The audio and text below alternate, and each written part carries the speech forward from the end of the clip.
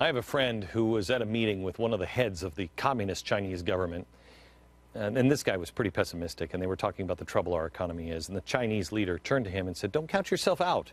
You have what the rest of the world doesn't. In America, you have innovators." Unfortunately, that innovation is on the decline. There's a recent study out showing that creativity scores had been steadily rising, scores like IQ scores, except they were about creativity, until 1990. In around 1990, creativity scores for kids started to inch downward. I got news for you. We're about to lose it. But I've made a personal vow not on my watch. I'm about to introduce you and give you a quick inside glimpse of the American Dream Labs. We've been talking about it for about a year. It's about to start getting going. Do you know the reason we went to the moon? Part of it was because of Walt Disney. In 1952, Disney asked Wernher von Braun to serve as a technical advisor for 4 episodes of Disney's weekly television show. Walt took his best storyteller, Ward Kimball, the guy who animated the 7 Dwarfs, and put him together with von Braun, the guy who invented the V-2 rocket for the Germans in World War II. Together, they told the story of space and rockets. They animated and explained the road to putting a man on the moon. Man in space. 42 million people watched that episode. Disney called them science factual episodes, the very first one. Well, according to Kimball, the morning after, Disney got a call from President Eisenhower, who said, "You got to give me a copy of this, Walt," to show to his top space-related officials at the Pentagon. Von Braun was concerned about being perceived as all show and going straight to the American people, as opposed to staying within the established scientific circles. But he knew that in order to ever realize this great achievement, space travel, the public had to be engaged. Walt Disney gave him that chance. I intend to find the von Brauns and give them that chance as well. At American Dream Labs, we're going to do exactly the same thing. I have been, for the last year, assembling some of the best storytellers in the nation. I'm teaming up with them. And I'm teaming them up with the best scientists and futurists and artists and historians and physicists and inventors, the dreamers. We are going to pick up where Walt Disney left off. We are going to surround ourselves and you with the wildest thinkers in the world and then explain why their wild thoughts just might work. Last week we had a genius on this program that the Unabomber tried to kill. He's a Yale professor.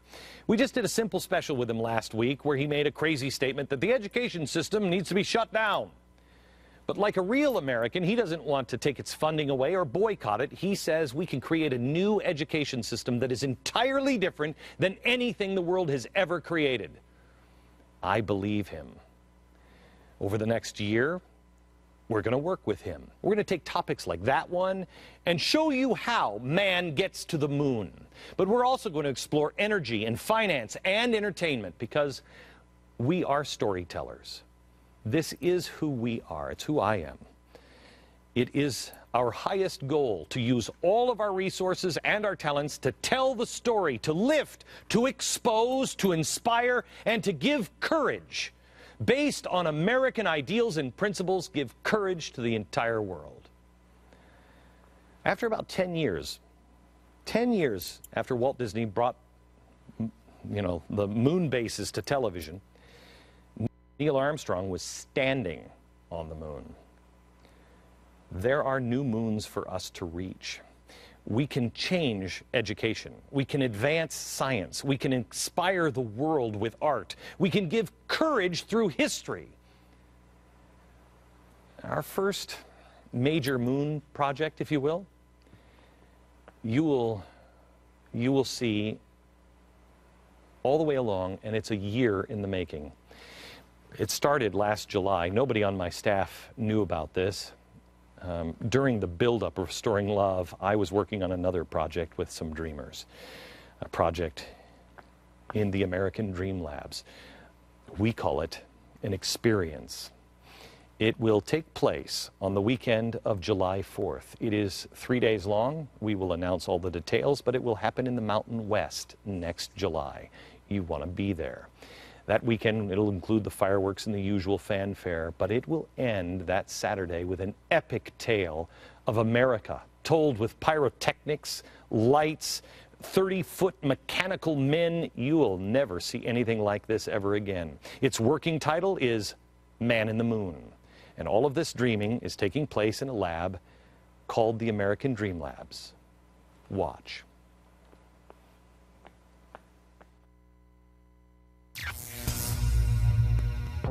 Some of the stuff that we're doing is nuts.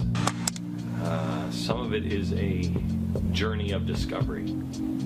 Some of it is, it's never going to go anywhere. We're doing it just to see, wait a minute, can we do that? What are we capable of? What is insanely possible? When we create, we're fulfilling the full measure of our creation. We realize how much more is just beyond what we think our limits are. Inspire, create, believe. How far can I push myself?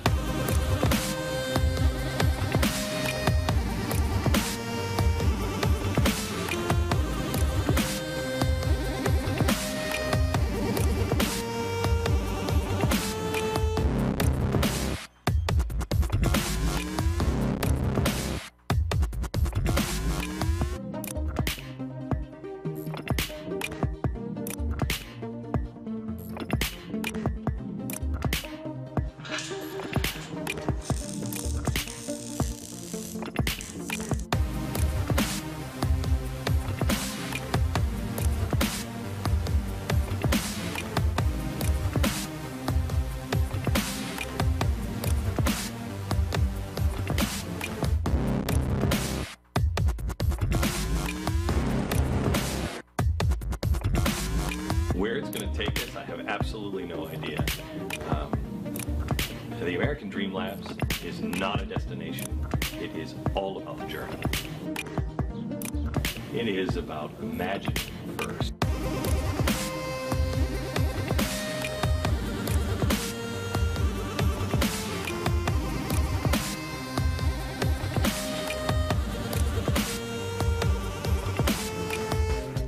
If I can just get the dreamers to figure out how to put this vision together for a one-night event, to create something that has never been created before, to do something that nobody has ever done before, to show the rest of the world America has just gotten started.